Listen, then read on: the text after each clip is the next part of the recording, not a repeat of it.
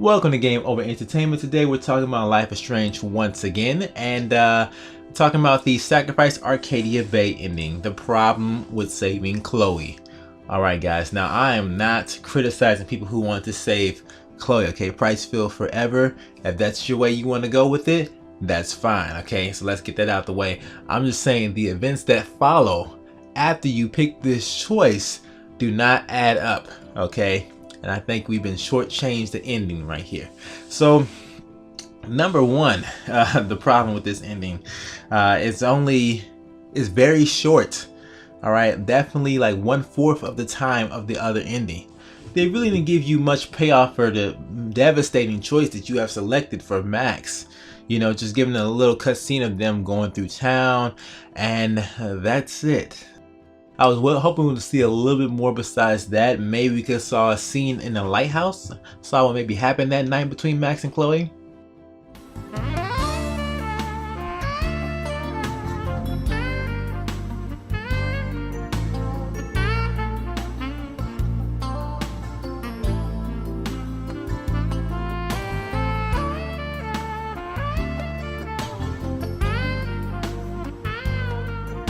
That would have been interesting. And now, since we're on the subject of the lighthouse, let's talk about that. We already know the lighthouse is not indestructible. We've seen in the premonition to this day that the lighthouse is getting kind of wrecked up by this boat. So this thing can be destroyed. And that did come true, because you look in the future, it is wrecked at the top, so that's already happened. So what's to stop something else from hitting this lighthouse? Something else from taking this thing out? Only thing I think players believe is safe are the bunkers. That was something that was mentioned in the game but was not utilized. You have this thing that you've created that can shield people from the storm, but then you don't use it in your option to actually take shelter from the storm. That's why I thought that was a setup to say, if you want to survive the storm, this is where you can be at. I thought that was pretty clear cut, but we took shelter in the lighthouse instead. Another thing that's kind of weird here, the truck, that's another issue. Are you saying that Chloe probably parked the truck near the beach, which means it probably got hit by the storm, since the storm main touchdown spot is on the beach? How did that avoid destruction when these cars miles away from the beach are turned over, okay? And they weren't even close to the storm where it first hit. I don't know. So essentially the game is saying that Max and Chloe could just basically chilled out in the truck and they would have been fine, because the truck never got turned over, it never got devastatingly damaged. So that's all we had to do was stay in the truck. We didn't even have to go in the lighthouse. When you build it right, it benefits the customer for all the years that they own the vehicle.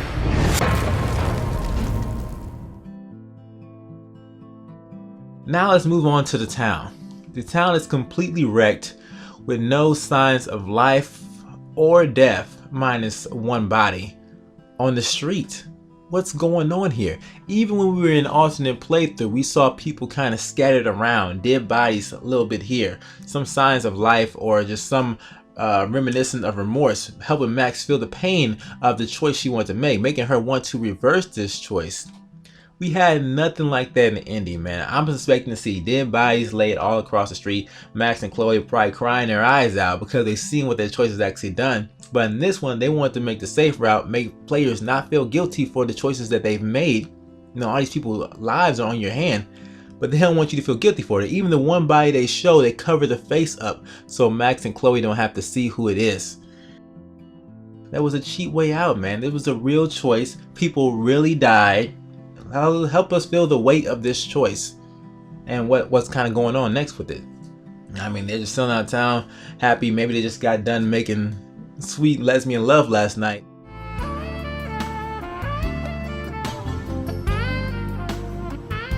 Probably, but come on here.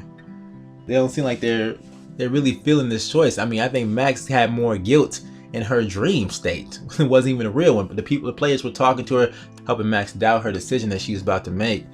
And Max is probably gonna have that dream every single night for the rest of her life now. Okay, she's probably gonna be tortured by the fact that she's killed this many people. This is pretty crazy, man. Maybe I would like to see someone just come out of the shadows, you know, just crying, you know, screaming, because everybody they know and love is dead, you know, over the fact that what's happened to the town and stuff like that. Just something emotionally devastating for Max and them to actually bear witness to that. But they played it safe and they just rode around the town. You don't have to see none of this, Max and Chloe. Just leave. Yeah, you're absolved of all crimes and all choices. And where the hell are Max and Chloe going? Okay, so presumably they're heading their way to California. But it's not really revealed or discussed whether this issue is resolved. Is Chloe's life truly safe? Or will there be another storm following them no matter where they go?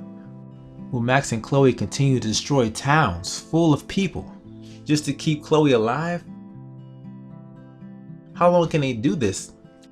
And then the final thing that's really strange with this ending is the fact that no one is there. Okay, if something like this, a devastating act of nature actually did hit a town, the government would send people in to actually, you know, look through the wreckage. Maybe FEMA or someone like that, and the National Guard will come through, try to search for survivors, try to provide any kind of help they can with the relief efforts of this storm. But there was no one there. That was so strange, man. I expect to see somebody out in the streets doing some things, move some stuff around. So yeah, so these are the flaws I kind of see with this ending right here. It's actually led me to another theory that I'm just going to briefly mention with you guys, that Max and Chloe never did survive the storm, okay? They actually did in this ending right now, and they are riding off, but it's not to California. It's to some other place. If you recall, the choice was to sacrifice Chloe or sacrifice Arcadia Bay. Where are Max and Chloe? They're in Arcadia Bay, so they get sacrificed as well. Since Max did not want to live in a world without Chloe in it, now they are both together, dead, riding off into the afterlife. Okay, but that's another theory out there that probably will never see the light of day. Just too many inconsistencies in that.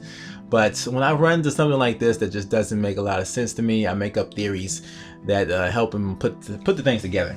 Now, people, like I said earlier, I'm not dissing people who actually chose Chloe, to save Chloe as your final decision. I'm just saying I think you've been shortchanged by this ending, and the fact that it's very short compared to the other one just kind of proves my point. Alright, and that's all I got to say. Thank you guys for watching, but this game is over. Comment below, tell me your thoughts about this topic, and don't forget to thumb me up if you did enjoy this discussion. Also, big shout out to the artists who contributed these artworks right here. If you guys like what you've seen right here, check out more from this man. Links for him are in the description below. Peace out.